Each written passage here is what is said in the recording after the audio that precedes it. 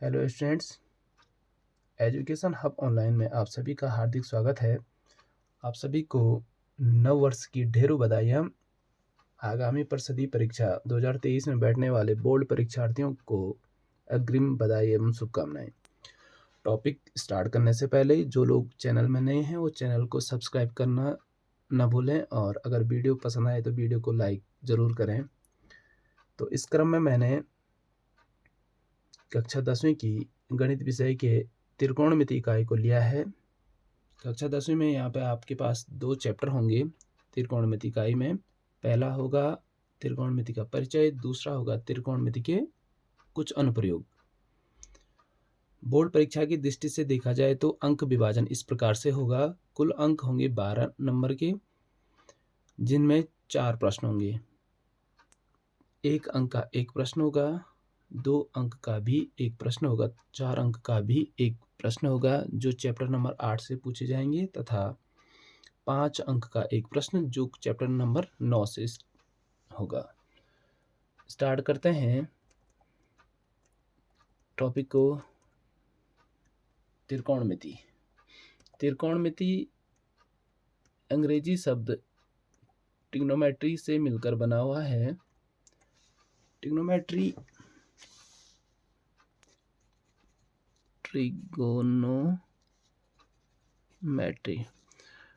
Trigonometry Greek word try धन गोनो धन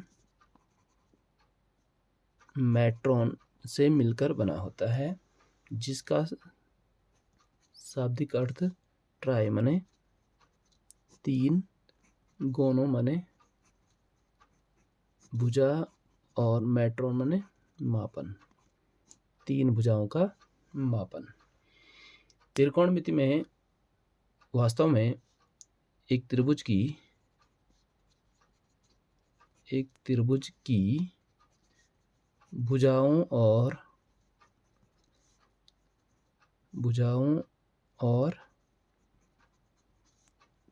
कोणों के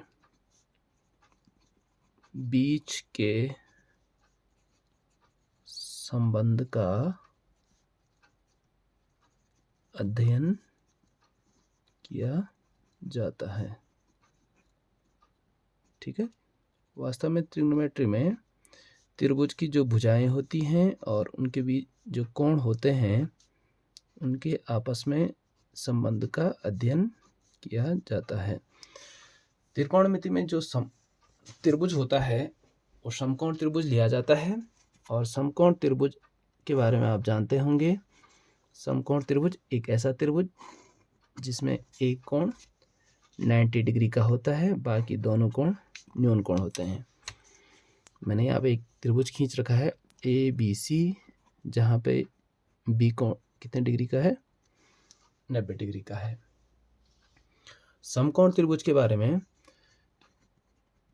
समकोण त्रिभुज की भुजाओं के बारे में बात करते हैं। समकोण के सामने वाली भुजा जो सबसे लंबी भुजा होती है वो कहलाती है कर्ण, तथा अगर आधार कोण A को लिया जाता है तो उसके सापेक्ष लंब BC हो जाएगा और A भी आधार हो जाएगा। लेकिन अगर आधार कोण C लिया जाता है तो उस कंडीशन में A भी लंब हो जाएगा तथा BC कर्ण हो जाएगा। त्रिकोणमिति पढ़ने से पहले आपको पाइथागोरस प्रमेय का ज्ञान होना आवश्यक है।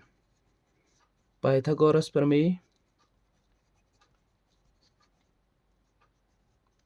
कक्षा 6-7 में आपने पढ़ा भी होगा। पाइथागोरस प्रमेय क्या होती है? कर्ण की भुजा का वर्ग इक्वल टू शेष 2 भुजाओं के वर्ग के योग के बराबर होता है। तो शेष 2 भुजा कौन कौन होगी? लंब और आधार का स्क्वायर। तो ये हो जाएगा AC का स्क्वायर इक्वल टू लंब है BC का स्क्वायर धन AB का स्क्वायर। ठीक है, यह है पाइथागोरस प्रमेय। फिर इसमें आगे बढ़ते हैं। त्रिकोणमिति में यहाँ पे आपके पास होगा त्रिकोणमितीय अनुपात। त्रिकोणमितीय अनुपात। त्रिकोणमितीय अनुपात तो क्या है त्रिकोणमितीय अनुपात? सबसे पहले आपके पास है साइन है, जो पूरा इस प्रकार से लिखा जाता है साइन, जिसको हिंदी में कहा जाता है ज्या, कोसाइन, कोसाइन, कोज्या, तथा टेंजेंट, स्पर्शज्या। ठीक है, तो साइन का यहाँ पे इतना पूरा नाम नहीं लिखा रहता है, ये शॉर्ट फॉर्म में लिखे रहते हैं साइन। कोसाइन को लिखा रहता है कॉस, एंड टेंजेंट को लिखा रहता है टेन। फिर टेन का अपोजिट होता है कॉट, कॉस का अपोजिट सेक, एंड साइन का अपोजिट कोसेक। ठीक है, अब इनके त्रिकोणमितीय अनुपात देखते हैं। अगर आधार कोण ए को हम थीटा मान लेते हैं, तब क्या हो जाएगा? Sine theta cos theta tan theta cot theta sec theta and cosec theta. भुजाओं के अनुपात के रूप में हम इन त्रिकोणमितीय अनुपात को लिखेंगे। तो साइन थीटा बराबर होता है लंब अपॉन कर्ण, ये हो जाता है लंब अपॉन कर्ण। लंब है BC अपॉन AC। फिर कॉस थीटा बराबर होता है आधार अपॉन कर्ण। आधार है आपके पास त्रिभुज में AB और कर्ण है AC। टेन बराबर होता है लंब बटे आधार, और लंब है आपके पास BC एंड आधार है आपके पास AB। फिर कॉट थीटा बराबर क्या हो जाता है? 1 अपॉन टेन थीटा। तो टेन थीटा का सीधा उल्टा हो जाएगा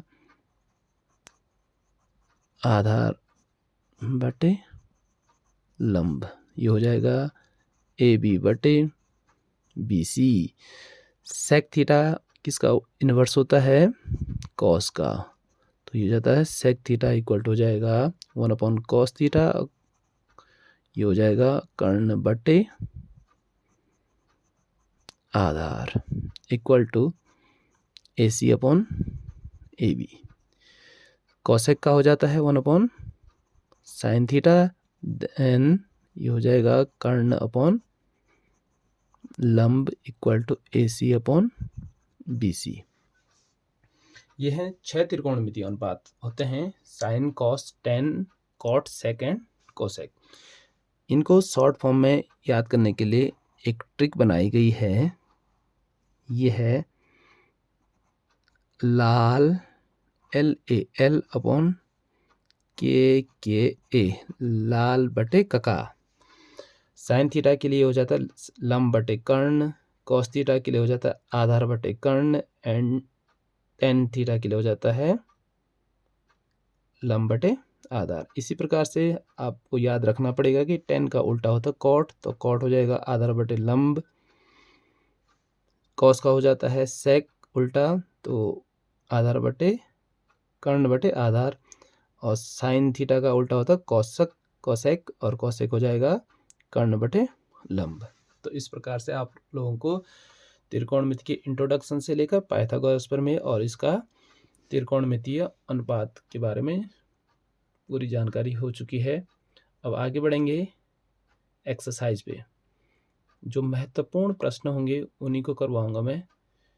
तो एक्सरसाइज है आपके पास पहली, एक्सरसाइज नंबर 8.1।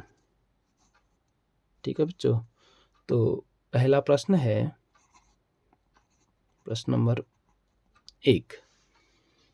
त्रिभुज ABC में जिसका कोण B समकोण है, AB बराबर 24 सेंटीमीटर तथा BC बराबर 7 सेंटीमीटर। निम्नलिखित का मान ज्ञात कीजिए। तो सबसे पहले आपके पास जो दिया है वो लिख लेते हैं। त्रिभुज ABC में कोण B कितने डिग्री का है? 90 डिग्री का है। और क्या क्या दे रखा है? AB बराबर दिया है 24 सेंटीमीटर और BC बराबर दे रखा है 7 सेंटीमीटर। ठीक है बच्चों, तो पहले इसको ड्रॉ कर लेते हैं।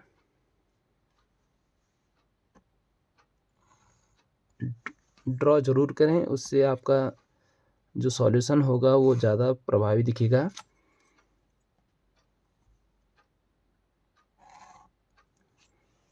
तो खींचते हैं, नाम भी डिनोट कर लेते हैं। ABC दिया है, AB बराबर है 90 डिग्री, तो ये 90 डिग्री हो जाएगा। AC कर्ण हो जाएगा और AB 24 सेंटीमीटर का दे रखा है और BC 7 सेंटीमीटर का दिया है। ठीक है बच्चों, तो सबसे पहले आपको जब त्रिकोणमितीय अनुपात निकालने होंगे, ज्ञात क्या क्या करने हैं? ज्ञात करना है, प्रश्न आप जरूर बुक खोल करके देखें। मेरे पास सामने बुक खुली है, आप भी बुक खोलें जरूर।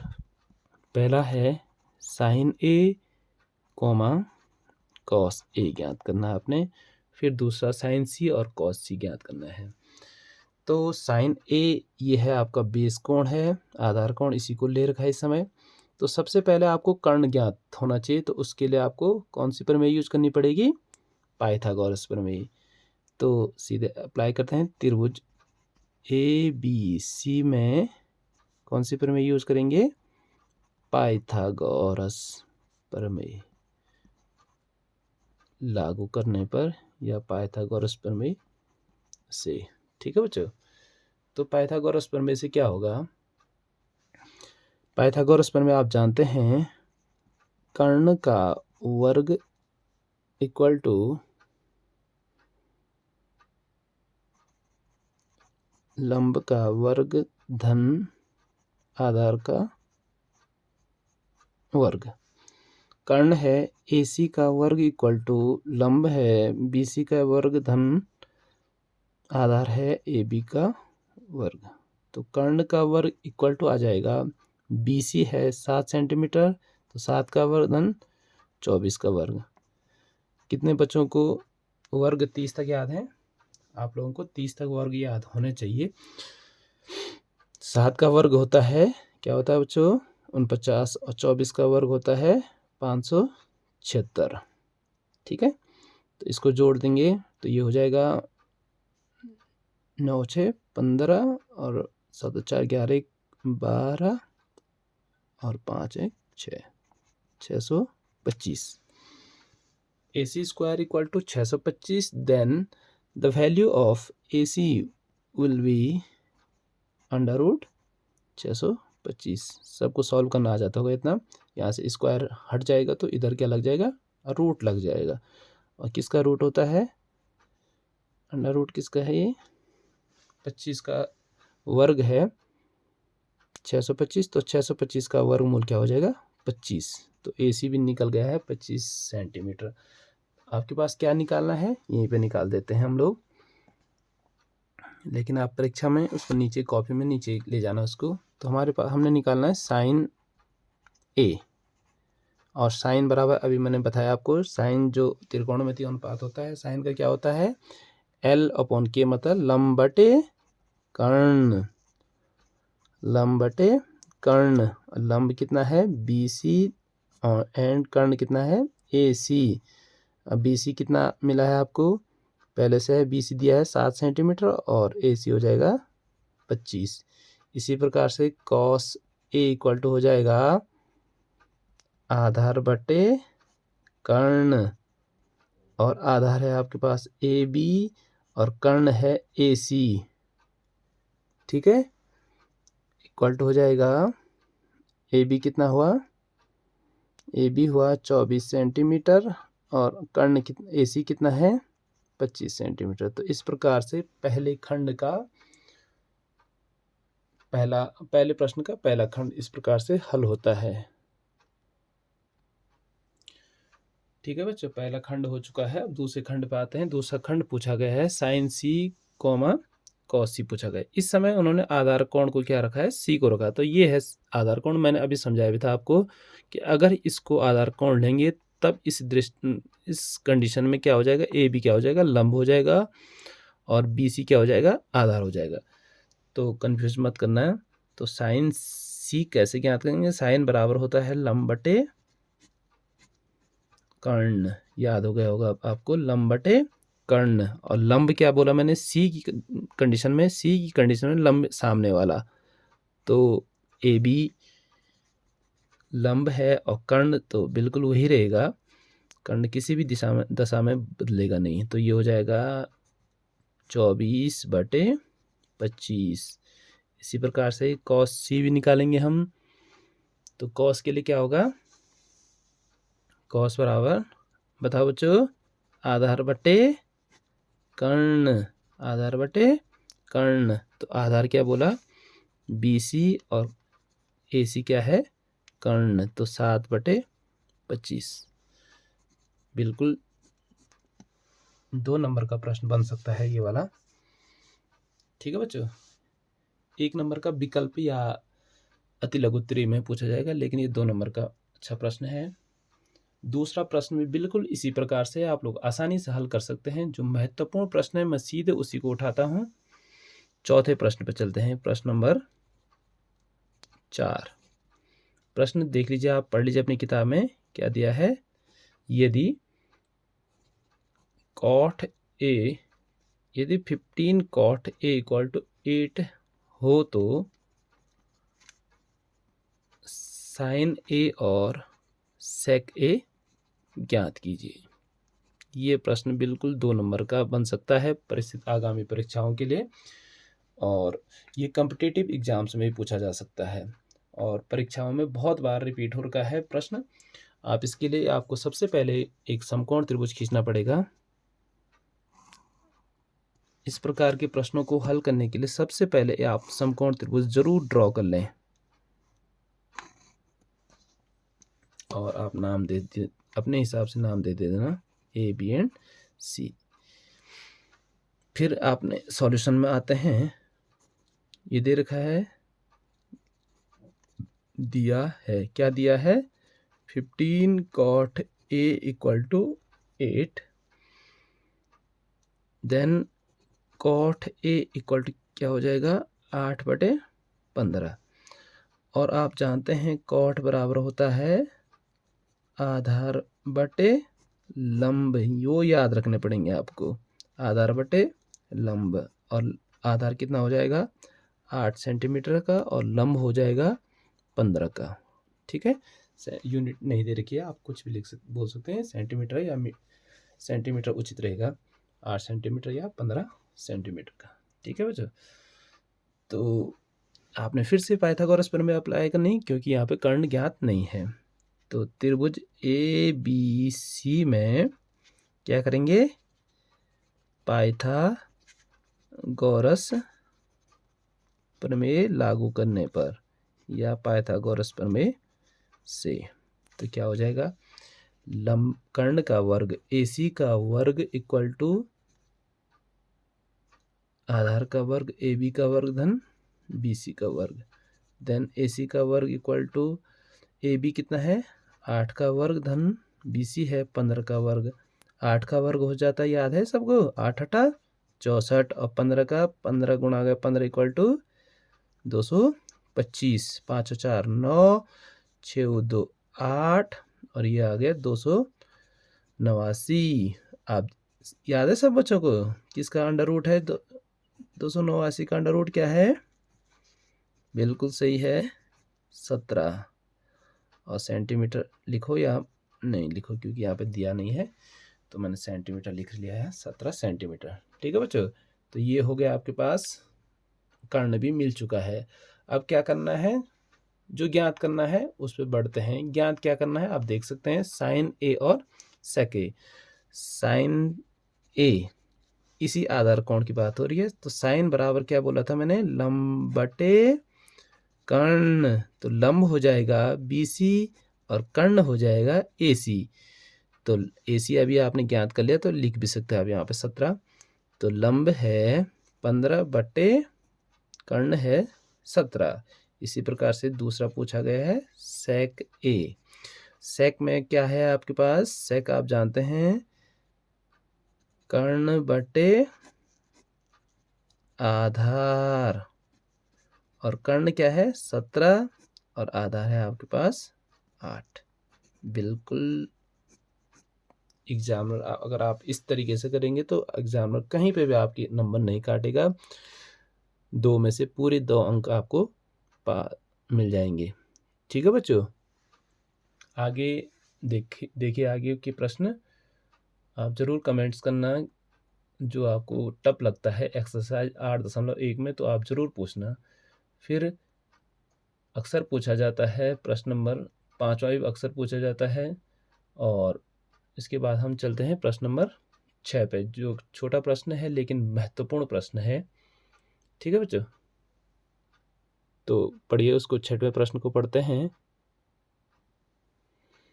तो पढ़ते हैं 6वें प्रश्न को। यदि ए और बी कोण न्यून कोण हो जहां cos A बराबर cos B, तो आपने प्रूव करना है कि कोण A बराबर कोण B। ठीक है बच्चों, तो यहाँ पे सोच समझ के करना, छोटा प्रश्न है लेकिन बहुत महत्वपूर्ण प्रश्न है। कैसे करना है, आपने सबसे पहले एक त्रिभुज ड्रॉ करते हैं और A और B आपको क्या दे रखे हैं, न्यून कोण दे रखे हैं, तो इन दोनों को तो A और B मान दीजिए, और ये जो 90 डिग्री है वो C कोण हो जाएगा।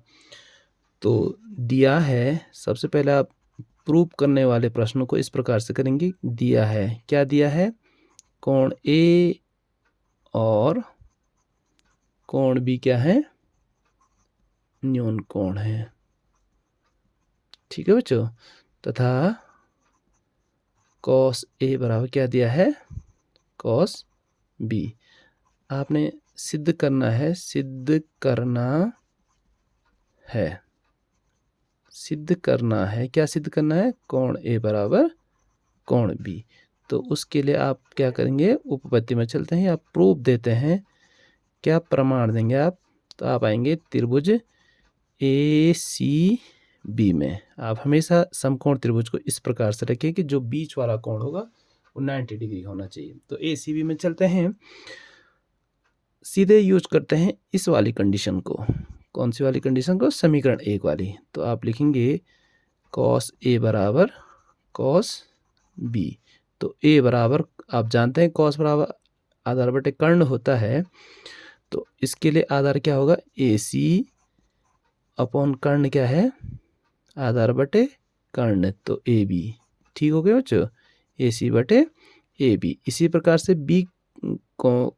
B जो कोण है तो उसके लिए cos B के लिए क्या हो जाएगा, आधार BC हो जाएगा और कर्ण क्या हो जाएगा, AB हो जाएगा। ठीक है, दोनों जगह से AB को कैंसिल हो जाएगा, तो ये बचेगा AC बराबर BC। इसका मतलब हो गया ये AC भुजा होगी किसके बराबर होगी, BC के। जब AC भुजा BC के हो जाएगी तो त्रिभुज ACB कैसा त्रिभुज हो जाएगा, एक समद्विबाहु त्रिभुज होगा। ठीक है, उसकी 2 भुजाएं बराबर हो गई हैं तो वो समद्विबाहु त्रिभुज हो जाएगा। और समद्विबाहु त्रिभुज में आप जानते हैं कि बराबर भुजाओं के सम्मुख कोण आपस में क्या हो जाते हैं, बराबर होते हैं। तो AC का सम्मुख कोण है B तथा BC का सम्मुख कोण है A, तो ये कोण आपस में क्या हो जाएंगे, बराबर हो जाएंगे। तो कोण A इक्वल टू कोण B। तो यही तो आपने प्रूव करना था, प्रूव्ड। थैंक यू बच्चों, वीडियो को लास्ट तक देखने के लिए आपका धन्यवाद। और आज हमने 3 प्रश्न किए हैं, प्रश्न नंबर 1, प्रश्न नंबर 4 और प्रश्न नंबर 6। बच्चों जितने भी प्रश्न आपको इस एक्सरसाइज से नहीं आएंगे आप कमेंट्स जरूर करना है, और ज़रूर सारे बच्चों को शेयर करते रहना है। Thank you.